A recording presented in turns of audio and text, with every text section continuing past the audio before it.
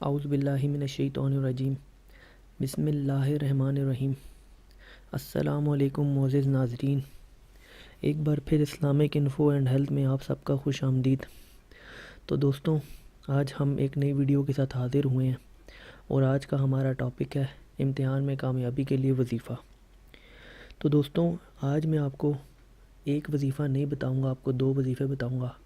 ایک ایسا وظیفہ ہوگا اگر آپ ابھی امتحان دے رہے ہیں تو آپ وہ اس وقت کر سکیں گے، لیکن اگر آپ امتحان دے چکے ہیں، آپ اپنے رزلٹ کا ویٹ کر رہے ہیں، تو دوسرا وظیفہ آپ اس صورت میں کر سکتے ہیں۔ تو دوستوں، ویڈیو کو آخر تک دیکھیے گا اور مزید وظیفوں کے لیے اور ہیلتھ سے ریلیٹڈ ٹپس کے لیے آپ ہمارے چینل کو وزٹ کریں اور چینل کو بھی سبسکرائب کیجیے گا۔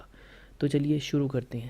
دوستوں، اگر ابھی تک آپ نے ہمارے چینل کو سبسکرائب نہیں کیا تو اس کو سبسکرائب کر لیں اور بیل کے آئیکن پر کلک کیجیے تاکہ آپ کو آنے والی ہر لیٹسٹ ویڈیو ملتی رہے۔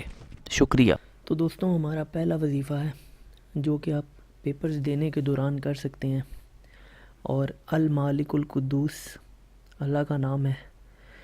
تو اس نام کو آپ نے بعد از نماز عشاء اول آخر درود شریف کے ساتھ تقریباً 300 مرتبہ پڑھنا ہے، اور یہ عمل اپنے پیپرز کے دوران آپ نے جاری رکھنا ہے جب تک آپ کے پیپرز ختم نہ ہوں۔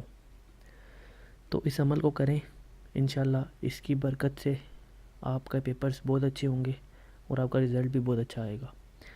اور دوستوں، درود شریف کی جو تعداد ہے وہ 1 بھی ہو سکتی ہے، 3 بھی ہو سکتی ہے، اور 7 بھی ہو سکتی ہے، اور 11 بھی ہو سکتی ہے۔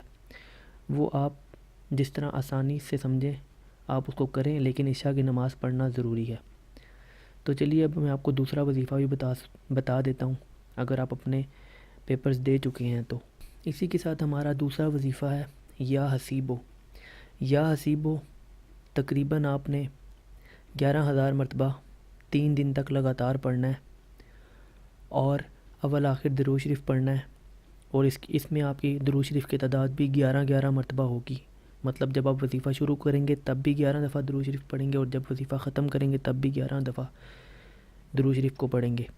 تو دوستوں، اس وظیفے کی کوئی ایک مقرر لمٹ نہیں ہے کہ آپ نے عشاء کی نماز کے بعد پڑھنا ہے یا فجر کی نماز کے بعد پڑھنا ہے۔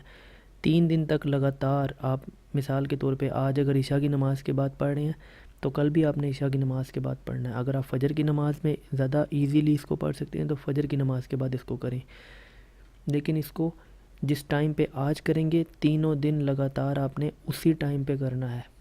تو دوستوں، دونوں وظیفے آسان ہیں، اور یہ جو وظیفہ ہے سیکنڈ والا، اگر آپ پیپر دے چکے ہیں اور اپنے رزلٹ کا ویٹ کر رہے ہیں تو انشاءاللہ اس وظیفے کو کریں۔ آپ کے جیسا آپ چاہتے ہیں حسب توفیق انشاءاللہ ویسا رزلٹ آئے گا۔ تو وظیفے کو کرنے کے بعد اللہ سے دعا کریں۔ اگر آپ کو ہماری یہ ویڈیو پسند آئی ہو تو کائنڈلی اس ویڈیو کو لائک کیجیے گا، کمنٹ کیجیے گا، ہمارے چینل کو سبسکرائب کیجیے گا تاکہ آنے والی ہر لیٹسٹ ویڈیو آپ کو ملتی رہے۔ اپنا بہت سارا خیال رکھیے گا۔ اللہ حافظ۔